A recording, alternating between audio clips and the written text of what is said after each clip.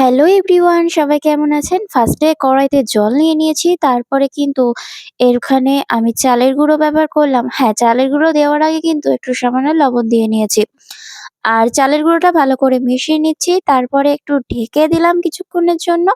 Just ১ মিনিটের জন্য ঢেকে দিলাম। ঢাকাটা সরিয়ে কিন্তু আমরা বারবার নাড়তে থাকবো, নাহলে কিন্তু তলায় লেগে যাবে। তাও কিন্তু লেগে গেছে। সবচেয়ে ভালো হয় তাড়াতাড়ি নাড়ার জন্য না ঢেকেও নাড়া যায়। তো তোমরা চাইলে না ঢেকেও নাড়তে পারো।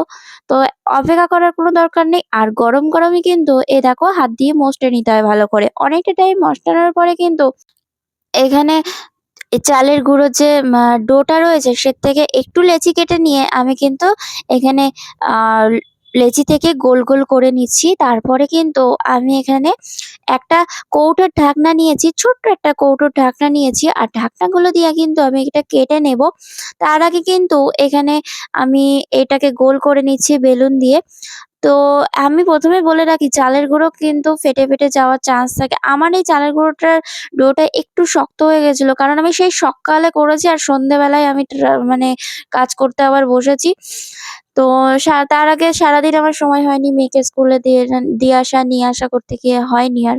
ওইজন্য অনেকটা বেলা হয়ে গেছিল। তোমরা কিন্তু একটু তাড়াতাড়ি করার চেষ্টা করো। তো দেরি করে করলেও অসুবিধা হয় না। সামান্য একটু গরম জল দিয়ে ডোটাকে আবার চটকে নিলে যেরকম ডো তো তেমনি হয়ে যায়। তো আমি আর সেটা করিনি তাড়াতাড়িতে। তো দেখো আমি ফুলগুলো বানাবো। আমি ২-৩ রকম ফুল বানানোর পদ্ধতি তোমাদের দেখিয়ে দেবো। তোমরা এভাবে করতে পারো।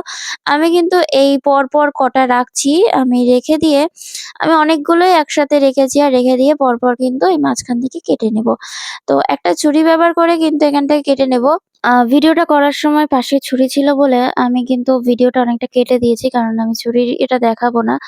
তো গাইডলাইন এর মধ্যে পড়ে যেতে পারে। তো আমি এখানে ৬ টা নিয়ে নিয়েছি কাটা। তারপরে আমি দেখো একটুখানি সামান্য একটু মানে ভেতরে যে কুঁড়িটা করার জন্য একটু চালের গুঁড়োর টুকরো নিয়ে আমি গোলটা করে নিলাম। আর কেমন করে করলাম আরেকবার আমি তোমাদের সুবিধার্থে দেখিয়ে দেবো। আর এখানটায় দেখো পাপড়িগুলো একটু, একটু খুলে দিলাম তো যাতে ফেটে না যায় সেদিকেও লক্ষ্য রাখতে হবে।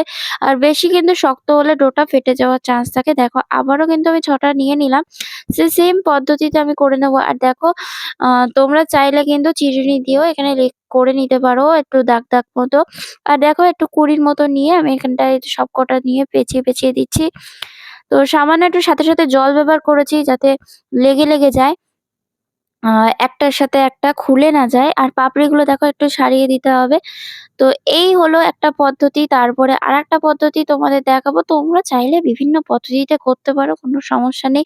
গোলাপটা হলেই হলো। আমি একে, একে সবকটা কৌটোর ঢাকনা দিয়ে কেটে নিয়েছি। আর দেখো এই জায়গাটায় কৌটোর ঢাকনা দিয়ে কাটতে গিয়ে এই এক পাশটা কেটে গেছে। আর তুলতে গিয়ে অনেক সময় কেটে গেছে। এই দেখো মাঝখানটায় সামান্য একটু কুঁড়ির মতো দিয়ে তারপরে কিন্তু আমি এইটা গোল, গোল, গোল, গোল করে নেবো। একটা পাপড়ি বানাচ্ছি দেখো সাইড দিয়ে কিন্তু এগুলো দিচ্ছি। একটু সাইডে হয়ে গেছে ক্যামেরাটার জন্য। ক্যামেরাটা আমার সাইডে পড়ে গেছিল। আর কি করব তোমাদের পুরোটা দেখাতে পারছি না এই জায়গাটা। আর দেখো আ এই জায়গায় আবার আরেকটা পাপড়ি দিচ্ছি।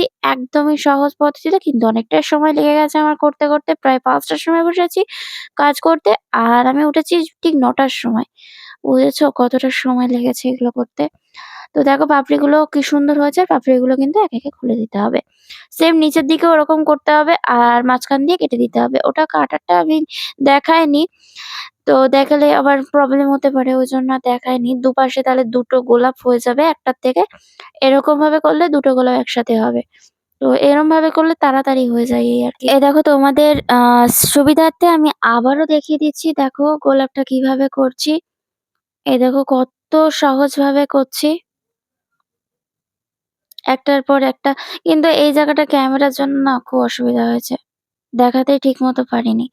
আর কিন্তু মাঝখান দিয়ে আমি প্রত্যেকটা কেটে নিয়েছি আর ২ টো করে গোলাপ পাওয়া গেছে একটা থেকে।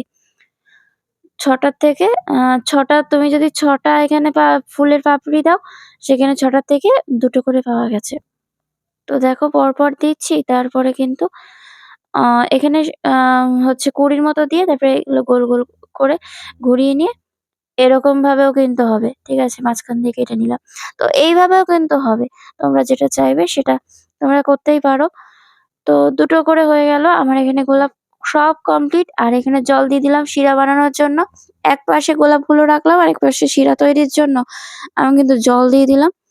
আর এখানে কিন্তু গুড় দিয়ে দিলাম। তারপরে দিয়েছি চিনি। সব অল্প, অল্প করে দিয়েছি। এ দেখো চিনি দিয়ে দিয়েছি আগে, তারপরে গুড় দিয়েছি ২-৩ চামচ।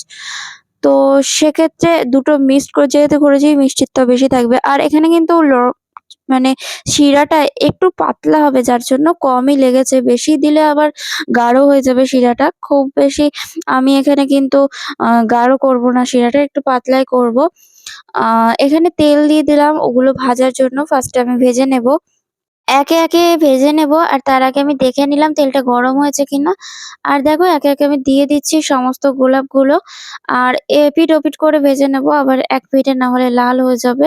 তখন কিন্তু ভালো লাগবে না। এপিঠ-ওপিঠ করে ভেজে নিয়ে আর এটা কম যত ভাজবে ততই ভালো হবে। ১ম লেয়ারটা কিন্তু আমার বেশি ভাজা হয়ে গেছিল, কি আর বলবো। আমি এটা চাপিয়ে দিয়ে ওখানে জল নামাতে গেছিলাম। গরম জল আ হচ্ছে ইন্ডাকশন থেকে। আর এখানে বেশি তেতে গেছিল। কি আর করব, কিছু করার ছিল না। তো তোমরা লক্ষ্য রাখবে একটু কম যেন তেতে যায়। বেশি লাল, লাল হয়ে গেলে কিন্তু শিরায় দেওয়ার পরে কিন্তু বেশি লাল হয়ে যাবে। তো সেদিকে লক্ষ্য রাখবে। আমার কিন্তু এখানে হয়ে গেছে আর আমি অনেকগুলোই তুলে নিয়েছি। আর একে, একে কিন্তু আমি সবকটাই তুলে নিচ্ছি। তারপরে সাইডে কিন্তু আমি আরো কটা গোলাপ দিয়ে দিলাম, যেগুলো পরের স্টেপে ছিল দিয়ে দিয়েছি। আর ওইদিকে কিন্তু গোলাপ দিয়ে দিয়েছি শিরার মধ্যে। তো আমার শাশুড়ি মা এসে নাড়ছিল। তো আর এখানে আমার কমপ্লিট হয়ে গেছে। দেখো চিনি শিরা মেশানোর পরে সব কমপ্লিট। গরম, গরম সার্ভ করছি। সবাই মিলে মজা করে খেয়েছি। দারুণ হয়েছিল ওই পিঠেগুলো খেতে। তবে একটু লাল করে কম ভাজলে আমার মনে হয় আরো ভালো হতো। তো ১ম বার করেছি, তোমাদের সাথে শেয়ার করলাম। কেমন হয়েছে অবশ্যই জানিও কমেন্ট করে।